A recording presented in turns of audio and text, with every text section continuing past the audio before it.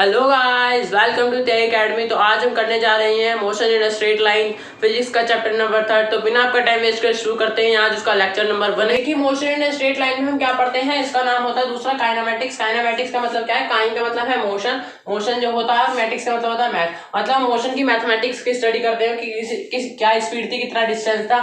इसी को कहते हैं मोशन इन 1 डायमेंशन, ठीक है। और मोशन इन 2 डायमेंशन भी होता है, मोशन इन 3 डायमेंशन भी होता है। तो मोशन इन 1 डायमेंशन हमारा ये रहा, उसमें हमें कुछ वेरिएबल्स पढ़नी है। पहला डिस्टेंस है, दूसरा स्पीड, एक्सीलरेशन, वेलोसिटी, डिस्प्लेसमेंट और जर्क। ये कुछ हमारे वेरिएबल्स हैं, ये सभी हमें पढ़ने हैं। तो सबसे पहले हम शुरू करते हैं डिस्टेंस और डिस्प्लेसमेंट से, ठीक है। इनसे सबसे पहले हम शुरू करते हैं अपना लेक्चर। देखिए, हम पढ़ने वाले हैं डिस्टेंस और डिस्प्लेसमेंट के बारे में। डिस्प्लेसमेंट क्या होता है? एक वेक्टर क्वांटिटी है और डिस्टेंस एक स्केलर क्वांटिटी है, ठीक है। वेक्टर और स्केलर आपको पता होगा। वेक्टर वो होता है जिसके पास मैग्नीट्यूड एंड डायरेक्शन दोनों होती हैं, और स्केलर वो होता है जिसके पास सिर्फ मैग्नीट्यूड होता है, ठीक है गाइस। और डिस्प्लेसमेंट जो है, ये जैसे हमने यहाँ पे आपको एग्जांपल के लिए एक चीज समझाई, ए से बी एक आपका पाथ शो, ये 3 पाथ है, 1, 2 और 3। तो इन तीनों में जो तीनों है, ये तीनों है, तो ये तीनों जो है वो डिस्टेंस के अंदर आएंगे। लेकिन जो इनमें से शॉर्टेस्ट पाथ है, जो कि आप सभी को दिख रहा है, वो जो 2 है, ये शॉर्टेस्ट पाथ है। वो जो शॉर्टेस्ट पाथ होता है वही हमारा है डिस्प्लेसमेंट। तो ये 2 ही डिस्प्लेसमेंट है, बाकी 1, 2, 3 ये तीनों ही हमारे डिस्टेंस के अंदर आ सकते हैं। और डिस्प्लेसमेंट हमारा केवल शॉर्टेस्ट पाथ 2 है, ठीक है। और जो डिस्टेंस है वो हमेशा ज्यादा या इक्वल होगा डिस्प्लेसमेंट के। डिस्टेंस जो है वो डिस्प्लेसमेंट से कभी भी कम नहीं हो सकता है, क्योंकि डिस्प्लेसमेंट क्या है? डिस्प्लेसमेंट है shortest distance from initial position to final. जब डिस्प्लेसमेंट क्या है, वो शॉर्टेस्ट डिस्टेंस है फाइनल से इनिशियल पोजीशन का, या तो बिल्कुल इक्वल होगा डिस्टेंस और डिस्प्लेसमेंट, लेकिन कभी भी डिस्टेंस जो है वो डिस्प्लेसमेंट से कम नहीं हो सकता है, ठीक है। और total path covered by a moving body, distance क्या है? Total path covered by a moving body. जो मूविंग बॉडी है वो कोई सा भी पाथ कवर करे, कैसा भी करे, पर जो टोटल पाथ कवर उसने कवर करा है वो सभी आता है हमारे डिस्टेंस के अंदर। और दोनों की ऐसा यूनिट हमारी मीटर है, ठीक है। ऐसा यूनिट दोनों की मीटर है, इसमें कोई दिक्कत नहीं है। अब हम देख लेते हैं कि जो डिस्प्लेसमेंट है वो नेगेटिव हो सकता है, डिस्प्लेसमेंट है वो नेगेटिव और 0 हो सकता है, लेकिन जो डिस्टेंस है वो हमेशा पॉजिटिव होगा और नेवर 0, मतलब वो कभी भी 0 नहीं हो सकता है, ठीक है। अगर बॉडी ने मोशन करा है तो डिस्टेंस कभी भी 0 नहीं हो सकता है, लेकिन डिस्प्लेसमेंट 0 हो सकता है और नेगेटिव भी हो सकता है, लेकिन डिस्टेंस जो है हमेशा पॉजिटिव होगा और कभी भी 0 नहीं होगा, ठीक है। तो ये डिस्टेंस और डिस्प्लेसमेंट आपको अच्छे से समझ में आ गए। हम इसके ऊपर कुछ क्वेश्चन कर लेते हैं। तो भाई देखिए, हमारा क्वेश्चन है, हमारा सेमी सर्कल है, एक पॉइंट ए है, इसका एक पॉइंट बी है, इसका रेडियस है r। तो इसने हमसे पूछा डिस्टेंस और डिस्प्लेसमेंट। तो आप सभी को पता है डिस्प्लेसमेंट तो होगा ये, क्योंकि शॉर्टेस्ट डिस्टेंस है ए और बी के बीच की, ठीक है। और डिस्टेंस होगा, ये भी होगा डिस्टेंस और ये भी होगा। तो हम बड़ा वाला ऊपर डिस्टेंस मान लेते हैं, ठीक है। तो डिस्टेंस ये हो गया और डिस्प्लेसमेंट है। डिस्टेंस 2 तरह का हो सकता है, ए से बी भी जा सकता है, उसे तब भी डिस्टेंस कहेंगे। और ए से वह सेमी सर्कुलर की सर्कमफ्रेंस करके जाएगा, तभी उसे डिस्टेंस ही कहेंगे। और ए बी तो है, वो तो है डिस्प्लेसमेंट, क्योंकि उसके बीच का शॉर्टेस्ट डिस्टेंस यही है ए बी का। तो डिस्टेंस और डिस्प्लेसमेंट देखते हैं। ए बी क्या हो गया, जब आपका रेडियस है r, तो ए बी हो गया डिस्प्लेसमेंट, वो कितना हो गया 2r। और डिस्टेंस कितना हो गया, ए बी का आर्क जो है ये तो हो गया आपका डिस्टेंस, ठीक है। तो डिस्टेंस कितना हो गया, पहले तो उसका सर्कमफेरेंस कितना हो गया पाई आर, ठीक है। तो यहाँ पे ये हो गया पाई आर, आपका आंसर आ गया। ए बी आपका डिस्टेंस आ गया, ए बी ये आर्क, और ए बी जो है ये इसका डायमीटर, ये आपका आ गया डिस्प्लेसमेंट, क्योंकि ये इसके बीच की शॉर्टेस्ट डिस्टेंस है, ठीक है। तो यहाँ तक आपका आंसर आ गया। अब देख लेते हैं नेक्स्ट क्वेश्चन। इस क्वेश्चन में हमसे क्या पूछा है, ये हमारे को एक ट्यूब दिया है, उसमें एक यहाँ पे वर्टेक्स है, वो है ए, ये है बी और ये है सी, ठीक है। तो इससे हमसे डिस्टेंस और डिस्प्लेसमेंट पूछा है। तो डिस्टेंस तो पूरा पाथ कवर्ड होगा, तो यहाँ से ए बी पर चलेगा, फिर चलेगा बी से लेके डी तक चलेगा, फिर डी से लेके सी तक चलेगा। तो डिस्टेंस कितना आ गया हमारा, डिस्टेंस तो आ गया 3 है, क्योंकि ये तो क्यूब है, जब सारी साइड ए है तो यहाँ पर डिस्टेंस आ गया 3 है। अब देख लेते हैं डिस्प्लेसमेंट क्या है।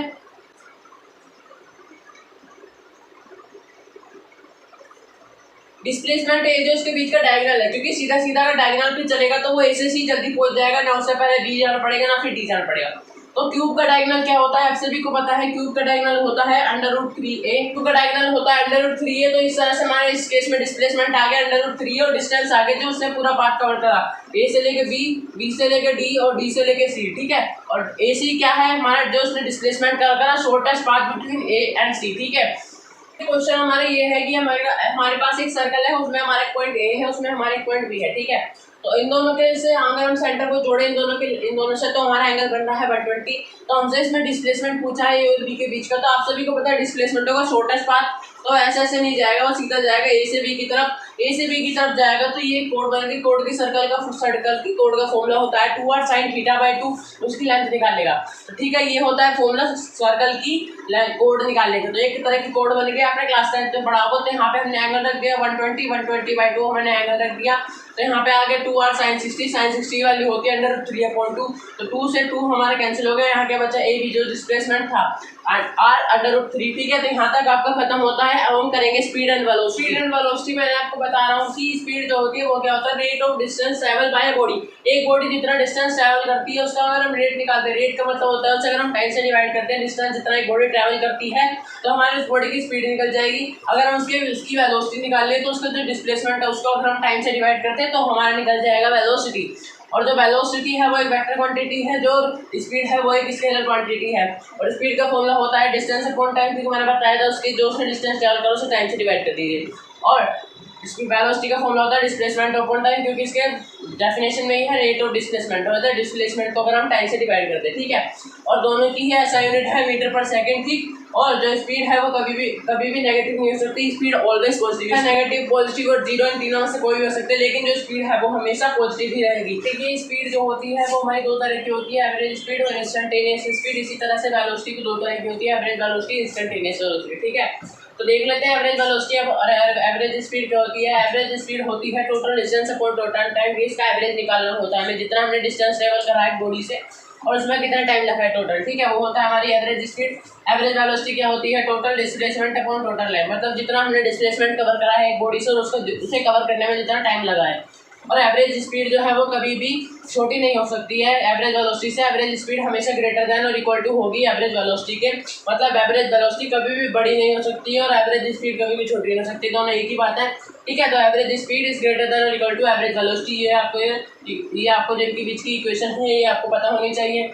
और बहुत इक्वल, दोनों इक्वल हो सकती है, ओनली इन केस दोनों इक्वल हो सकती है केवल एक केस में, जब डिस्टेंस और जो डिस्प्लेसमेंट है हमारा वो इक्वल हो जाए। डिस्टेंस और डिस्प्लेसमेंट इक्वल हो जाए मतलब जो शॉर्टेस्ट पाथ है वही हमारा डिस्टेंस बन जाए, क्योंकि और वही हमारा डिस्प्लेसमेंट बन जाए। तो जब दोनों इक्वल हो जाए डिस्टेंस और डिस्प्लेसमेंट, तो जो है हमारा इस केस में एवरेज स्पीड जो है वो एवरेज वेलोसिटी के इक्वल हो जाता है।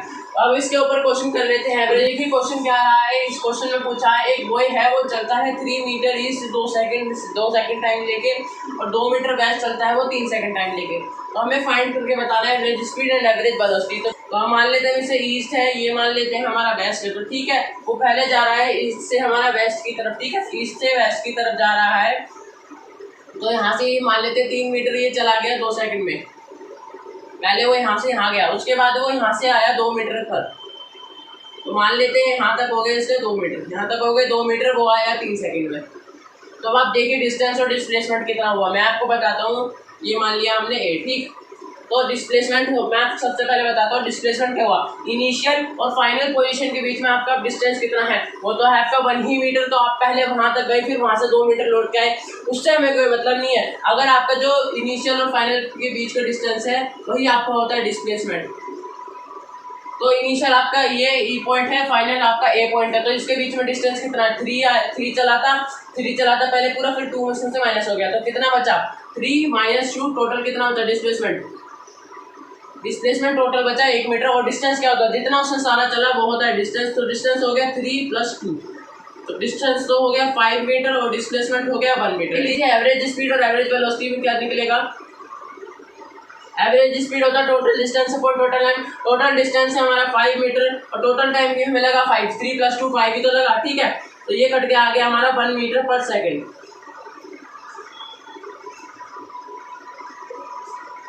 टोटल हमारा एवरेज स्पीड लगा 1 मीटर पर सेकेंड। हम देख लेते हैं एवरेज वेलोसिटी।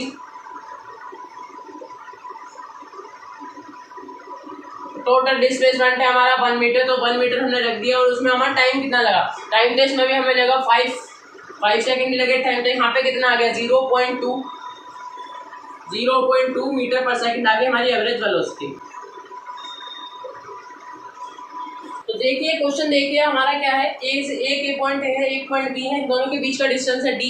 तो ए से बी की तरफ जब गया तो स्पीड कितनी थी उस बॉडी मूविंग ऑब्जेक्ट की, v1 थी, और बी से ए की तरफ जब आया तो उसकी स्पीड थी v2, ठीक है। तो इसने हमसे पूछा है कि average velocity and average speed बताइए। तो सबसे पहले हम देख लेते हैं एवरेज वेलोसिटी की। आपकी एवरेज वेलोसिटी आपकी निकालने का फॉर्मूला होता है total displacement upon total time. तो टोटल टाइम का अभी आपको पता नहीं है तो आप टोटल डिस्प्लेसमेंट देखिए। डिस्प्लेसमेंट कितना होगा, इनिशियल एंड फाइनल पोजीशन के बीच का आपका डिस्टेंस जो हो जगह डिस्टेंस होती है वही आपका डिस्प्लेसमेंट होता है। तो इनिशियल पॉइंट भी ए है और बी से जाके जब आप ए पे आए तो आपका फाइनल पॉइंट भी है। तो आपका डिस्प्लेसमेंट अगर जीरो हो गया तो आपकी एवरेज वेलोसिटी भी हो गई जीरो।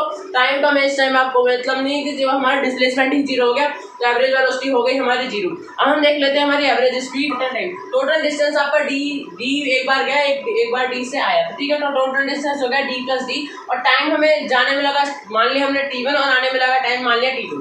तो इस फॉर्मूले से हमने निकाला कि टाइम होता है distance upon velocity, distance upon speed. तो टाइम t1 निकल के आपका डी अपॉन v1 और t2 निकल के डी अपॉन v2। अब यहाँ पे इसकी वैल्यू रखते हैं।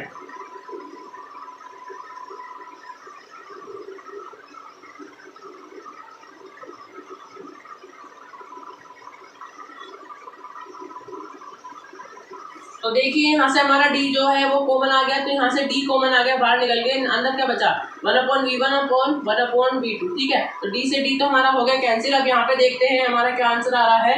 तो d से d कैंसिल हो गया, 2/v1 v2 equals to v1 plus v2। तो यहाँ पे क्या आ रहा है 2v1 plus v2 upon v1 plus v2 आपका आ रहा है। एवरेज स्पीड आ रही है आपकी, तो आपकी एवरेज स्पीड आ रही है 2v1 v2 upon v1 plus v2। तो आपको ये फॉर्मूला एवरेज स्पीड का याद कर लेना है। ये जो एवरेज स्पीड का फॉर्मूला आपको याद कर लेना है। आपसे कहीं भी क्वेश्चन में पूछ रहे डायरेक्टली कि आपका जो ऑब्जेक्ट है वो इधर से इधर गया फिर उधर से इधर आया, तो आपको मैंने आपको ये बताया कि अल्फाबेटिकली v1 v2 मान लिया। आपको क्वेश्चन में सीधा सीधा देगा कि वो ए से बी की तरफ गया उसके बीच का डिस्टेंस इतना है, बी से ए की तरफ आया उसके बीच का डिस्टेंस इतना है, आप एवरेज स्पीड निकालिए। तो आप इतना सारा मत करिएगा, आप सीधा सीधा फॉर्मूला याद करिए। आपको वेलोसिटी दी हो, आपको टाइम की भी जरूरत नहीं, आपको स्पीड दी हो, आप सीधा सीधा उससे एवरेज स्पीड निकाल सकते हैं 2v1 v2 upon v1 plus v2। क्योंकि कई कई केस में आपको टाइम ना दिया आप घबरा जाएंगे हम कैसे निकालेंगे, टोटल टाइम तो है ही। आप क्या करें, आपको डिस्टेंस चाहिए ना कुछ चाहिए, आप सीधा सीधा पूछते कि जाने में इतनी स्पीड लगी, आने में इतनी स्पीड लगी, तो एवरेज स्पीड का आपका फॉर्मूला आ गया 2v1 v2 upon v1 plus v2। Question देखिए यहाँ पे आपका एक पॉइंट ए है, एक पॉइंट डी है, उसके बीच में तीन इक्वल पार्ट है, डी डिस्टेंस, तीन इक्वल डिस्टेंस है, डी पॉइंट है बी और सी, ठीक है। तो ए से बी की तरफ डिस्टेंस है डी, तो आपकी स्पीड है v1, बी से सी की तरफ डिस्टेंस है डी, आपकी स्पीड है v2, सी से डी की तरफ आपका डिस्टेंस अभी डी है और इसमें स्पीड है आपकी v3। तो आपसे पूछा है आपकी एवरेज स्पीड का फॉर्मूला होता है total distance upon total time. Average speed में हमारा टोटल डिस्टेंस कितना आ रहा है डी प्लस डी।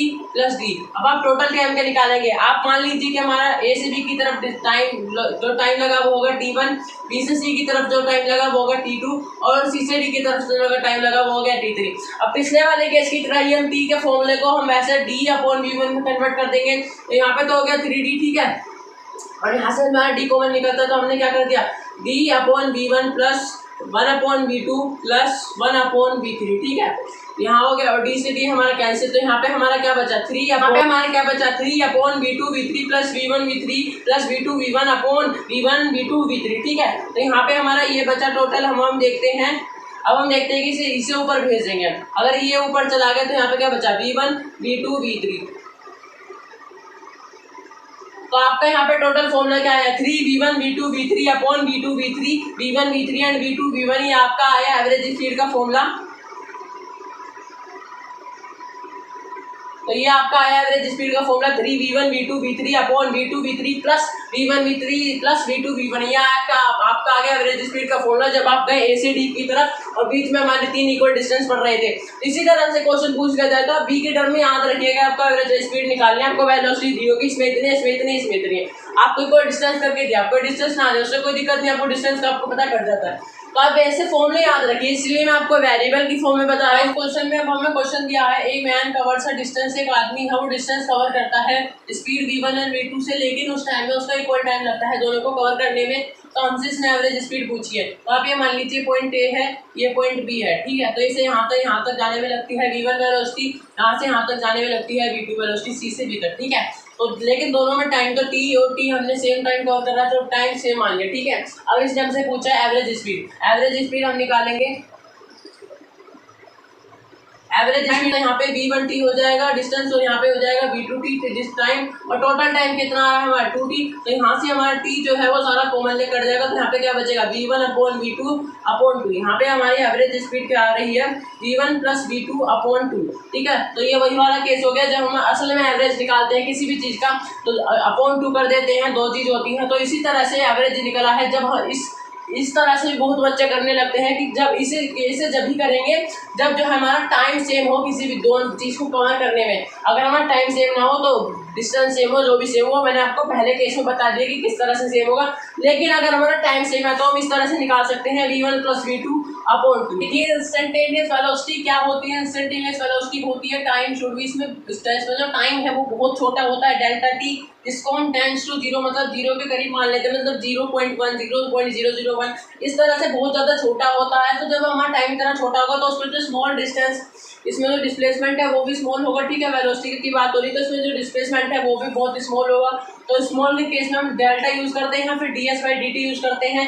इसमें आपका डिफरेंशिएशन इंटीग्रेशन लगेगा। तो जो मैंने आपको बताया मैथमेटिकल टूल्स, बेसिक मैथमेटिक्स के 2 लेक्चर इंटीग्रेशन और डिफरेंशिएशन, उन्हें आप देख लीजिए, और ना आपको आते हैं तो कंटिन्यू कीजिए। तो ठीक है। तो v इंस्टेंटेनियस का फॉर्मूला क्या है, ds/dt, मतलब बहुत छोटा डिस्टेंस अपन बहुत छोटा टाइम, ठीक है। तो क्वेश्चन में आपसे क्या पूछा है, फाइंड v इंस्टेंटेनियस पूछा है आपसे t = 1 सेकंड पे, t = 2 सेकंड पे एंड t = 3 सेकंड पे। और आपसे ये भी पूछा है कि average velocity between 1 and 3 second, 1 and 3 second के बीच में एवरेज वेलोसिटी कितनी है, ये भी पूछा है आपसे। और आपको डिस्टेंस के एक्सप्रेशन दिए s = t²। तो जब ये आप सब डिफरेंशिएशन की बात होगी, जब आप इसका डिफरेंशिएशन करेंगे तो v इंस्टेंटेनियस का फॉर्मूला आप सभी को पता है ds/dt है। तो जब आप यहाँ पे रखेंगे s की जगह t², तो dt²/t, तो ये क्या हो dt, ये क्या हो गया, इसका आप डिफरेंशिएट करेंगे तो क्या आएगा, तो ये आएगा 2, क्योंकि 2 ये जो पावर होती है आगे आ जाती है और पीछे से पावर माइनस हो जाती है। तो यहाँ पे v इंस्टेंटेनियस के आगे आपका 2t, ठीक है। अब यहाँ पे बाय टाइम टू टाइम अब यहाँ पे वैल्यू रख जाएंगे।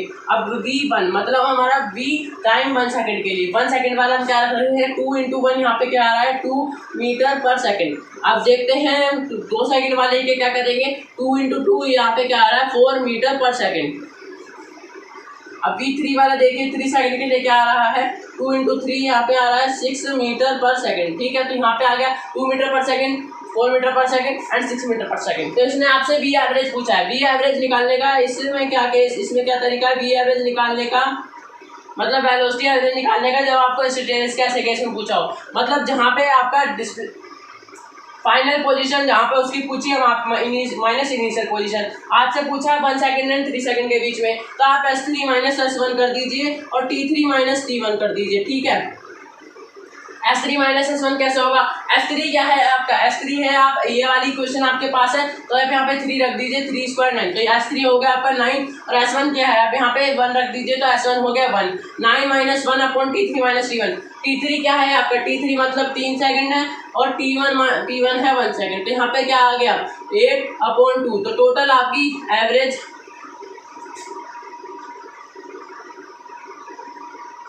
तो टोटल आपकी एवरेज वेलोसिटी आ गई 4 मीटर/सेकंड। तो इस तरह से आपने एवरेज वेलोसिटी भी निकाल ली 1 और 3 सेकंड के बीच में, और आपने अपनी वेलोसिटी इंस्टेंटेनियस में निकाली, मतलब एक इंस्टेंट पे एक बिल्कुल करेक्ट टाइम पे आपको बताने कि उस टाइम पे उसकी वेलोसिटी कितनी है, उसे निकालने के लिए आपको डिफरेंशिएशन वगैरह का यूज होगा। तो इसलिए मैंने आपको बता दिया है, ठीक है गाइस। आप देखते हैं इसी तरह के और क्वेश्चन करेंगे, उसके बाद हम करेंगे एक्सीलरेशन। देखिए क्वेश्चन क्या दिया है, ऐसी क्वेश्चन दिया है t³ - 6t², आपसे पूछा है फाइंड वेलोसिटी एट 1 सेकंड में पूछिए और टाइम 3 सेकंड में पूछिए। आपसे वेलोसिटी इंस्टेंटेनियस पूछ रहा है। अगर आपको डिफरेंशिएशन आता है तो आपको कोई दिक्कत करने की जरूरत नहीं है, नहीं आता है तो आप देख लीजिए मैं किस तरह से कर रहा हूँ। v इंस्टेंटेनियस का आपको फॉर्मूला पता है ds/dt, इसमें हमें जो s दिया है उसका हमें डिफरेंशिएट करना है।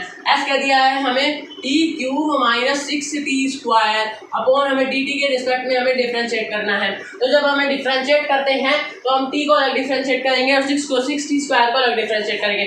जब t³ को डिफरेंशिएट करेंगे तो यहाँ पे बन जाएगा 3t² - 6t² को जब डिफरेंशिएट करेंगे तो बन जाएगा 12 क्योंकि 2 नीचे उतर के आ जाएगा, वो हो जाएगा 6 से मल्टीप्लाई तो हो जाएगा 12 और ऊपर से एक पावर माइनस हो जाएगी 3t² माइनस 12t। तो ये आ गई आपकी V instantaneous 3t² minus 12t। हम देख लेते हैं 1 V1 मतलब t1 के केस में टाइम रखा है 1, तो यहाँ पे हमने t की जगह रखा 1 -12 × 1, ठीक है। तो यहाँ पे क्या हो गया 3 - 12, यहाँ पे वेलोसिटी क्या आ गई -8 मीटर पर सेकंड और वेलोसिटी आपकी 2 देखी जब आपका टाइम 3 सेकंड है। अब यहाँ पे टाइम 3 सेकंड रखिए, कर दिया है 3 सेकंड, तो यहाँ पे हम यहाँ पे भी आ गए 3 सेकंड, 12 3 × 36, 3 3 × 9, 9 3 × 27, ठीक है। 27 - 36 यहाँ पे आपका आ गया 9 मीटर पर सेकंड, -9 मीटर पर सेकंड। रेस्ट पे कब जाएगी? रेस्ट पे जब जाएगी जब हमारी जो इस वेलोसिटी है, वेलोसिटी इंस्टेंटेनियस, वो हो जाएगी 0। तो इसे हम 0 के इक्वल रखते हैं तो वो टाइम हमें पता चल जाएगा कि कब जाएगी वो रेस्ट पे। तो यहाँ पे क्या आ रहा है 3t² माइनस 12t,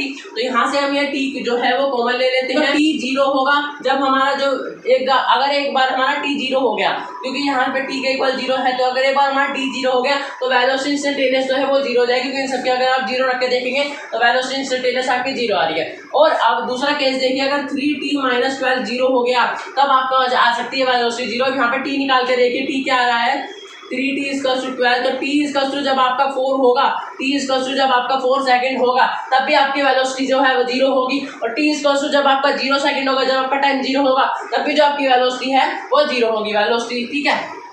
और t4 पे t0 पे आपकी जो वेलोसिटी है वो आपकी होगी 0। तो इस तरह से आपने 0 की तरह निकालना सीख लिया कि वेलोसिटी 0 कब होगी। इंस्टेंटेनियस में निकालना सीख लिया, फॉर्मूले से डिफरेंशिएशन में मैंने थोड़ा बहुत आपको बता दिया। क्वेश्चन देखिए, क्वेश्चन में आपको दिया है इसकी इक्वेशन 3t² + 4t + 9, ठीक है। और आपसे पूछी है वेलोसिटी बताइए जब t = 2 सेकंड है, और एवरेज वेलोसिटी बताइए जब आपका 1 से लेके 4 सेकंड के बीच में। तो आप सबसे पहले देख लीजिए कि इसको पहले हम अगर सोल्व करेंगे इसका फॉर्मूला क्या होता है। V इंस्टेंटेनियस का फॉर्मूला होता है ds/dt।